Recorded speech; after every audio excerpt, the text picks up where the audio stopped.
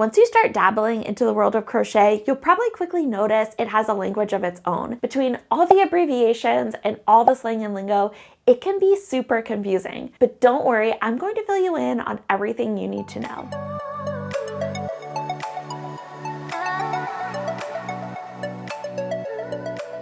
Hi everyone, Brittany here from Just Be Crafty. If you're new here, welcome, and if not, thank you so much for coming back.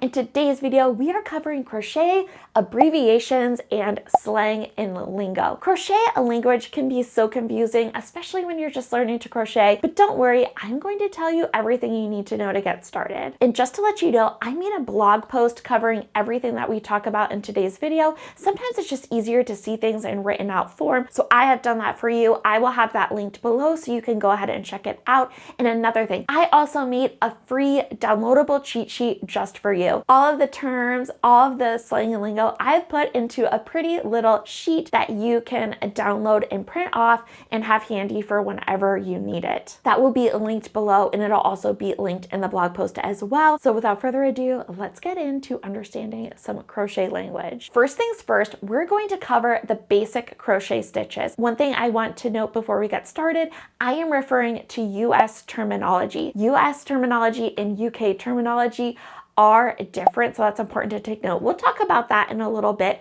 but first I want to get started on basic stitches, but just wanted to let you know that all the terminology we're discussing today is in US terms. All right, so let's get into our basic stitches, and I want to let you know that I have video tutorials that walk you through each of these stitches. So after you kind of learn the terminology, feel free to jump into these tutorials so you can learn how to do each of these skills. First things first is chain, abbreviated as CH. This is going to be the absolute first thing you're going to learn when learning how to crochet, and it's probably the most challenging at first, but once you get it, I promise it is smooth sailing. Single crochet, abbreviated as SC. This is a nice short and dense stitch, and it's probably the first stitch you're going to learn. Half double crochet, abbreviated as HDC. This one is probably my absolute favorite stitch.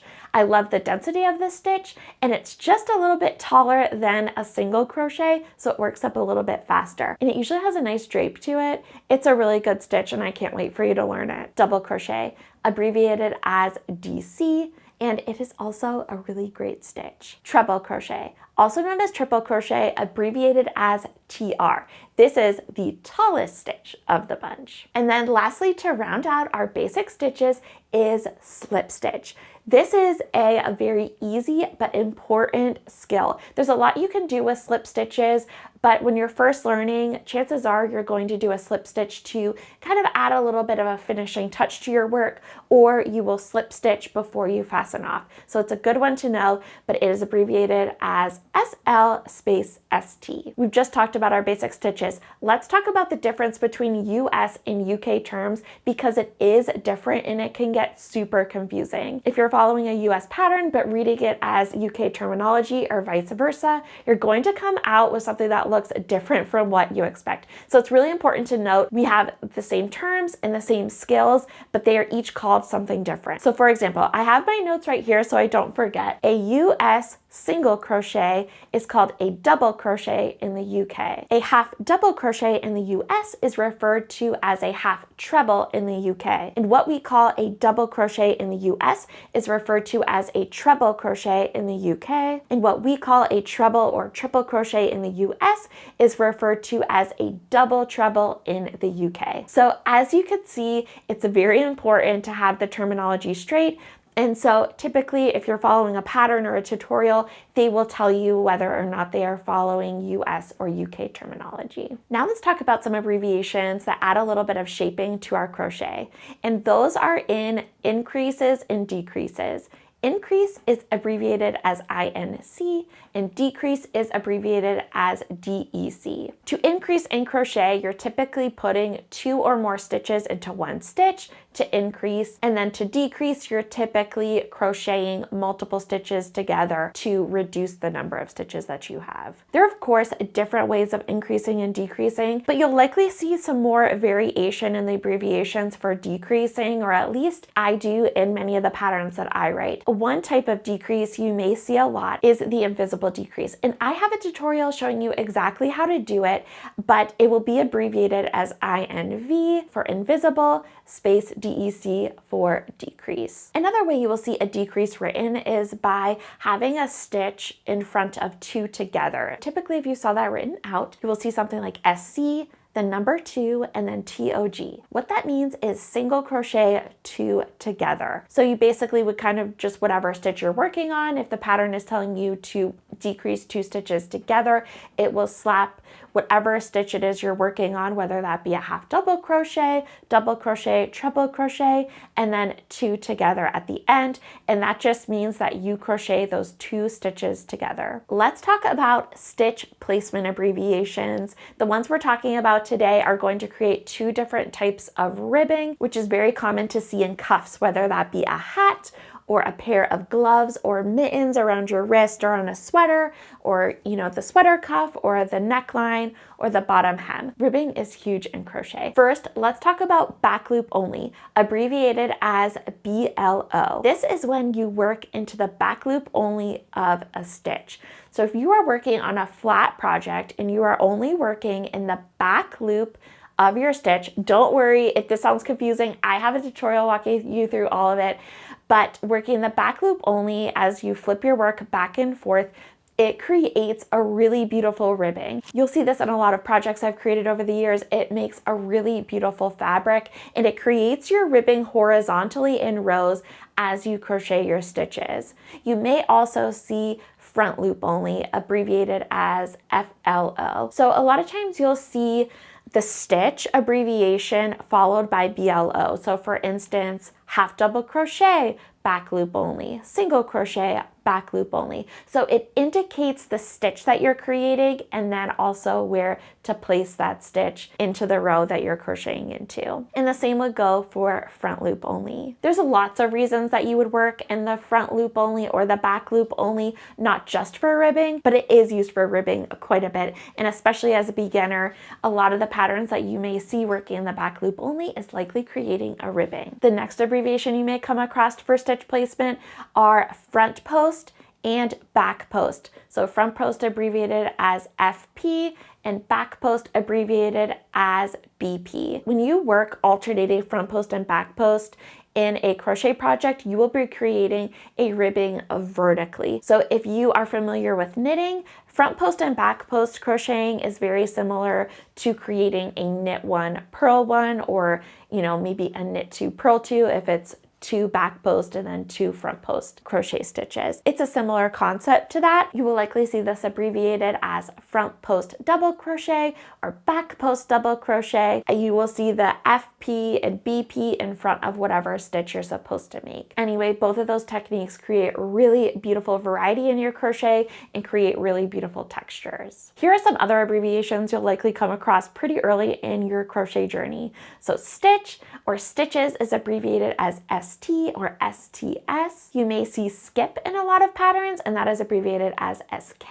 Round is often shortened to RND. This indicates your round that you're working on. So when you crochet, you work in rows or rounds, and round is often abbreviated. Yarn over. This is any time that you wrap your yarn around your hook, and that's abbreviated as YO space. A lot of times when you crochet, you will create little chain spaces or cluster spaces that you will be instructed to crochet into on a subsequent round or row. So that's another one you'll probably come across, and that's abbreviated as SP. Main color and contrasting color. So this deals with color work, and it's a big one that you're going to see in a lot of patterns that use multiple colors. So you will see main color abbreviated as MC, and then contrasting color as CC. In a pattern, you will have one main color and then maybe multiple contrasting colors, and you will see those abbreviated as CC1, CC2, CC3, and so on. In different patterns and stitch techniques,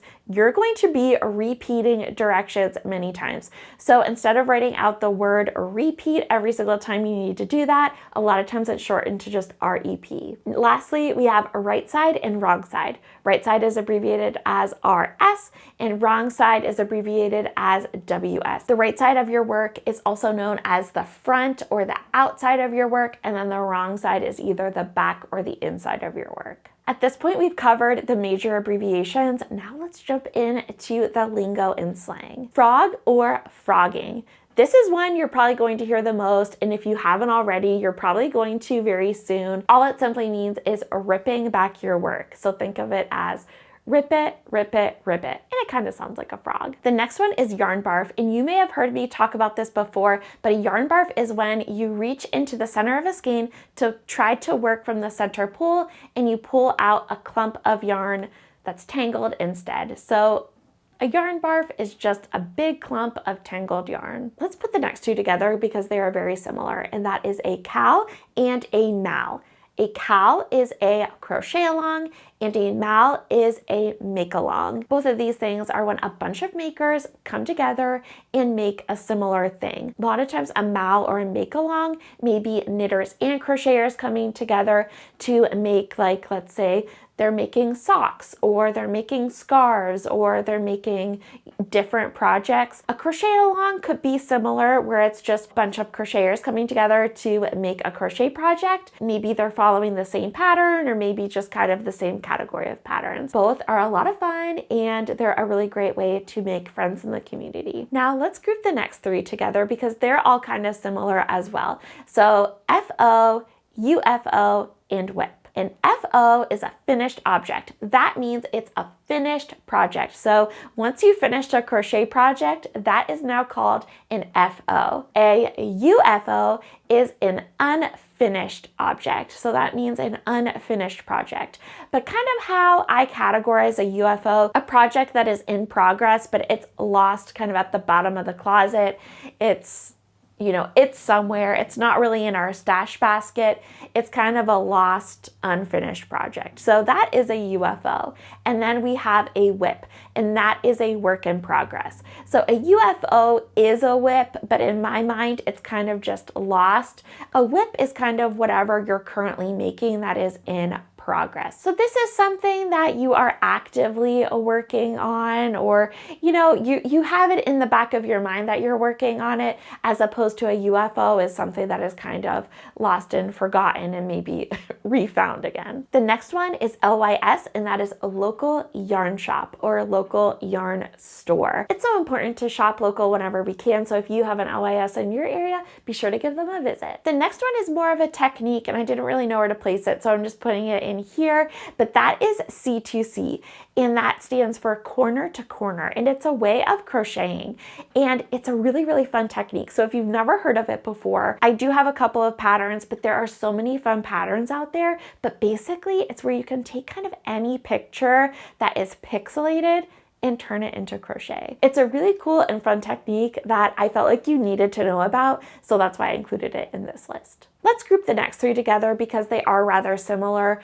The first one is stash. Whenever you hear a crocheter talking about their stash, they're likely referring to their yarn, maybe their crochet hook collection, basically all the tools and yarn that they've collected over the years for their hobby is stash. A lot of times people are referring to their yarn stash, but when I talk about my stash, I like to talk about my tools, my hooks, basically everything that I have collected over the years that has to do with my crochet hobby. The next one is destash.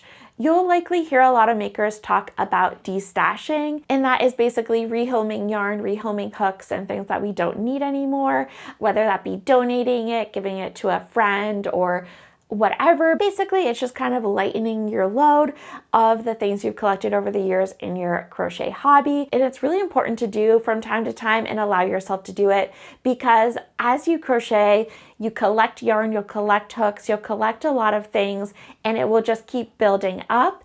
And it's important to find a new home for things that aren't inspiring us anymore, or, you know, maybe you start to feel overwhelmed by all the things that you have. So it's important to let ourselves let go of those things and donate things that we don't need anymore.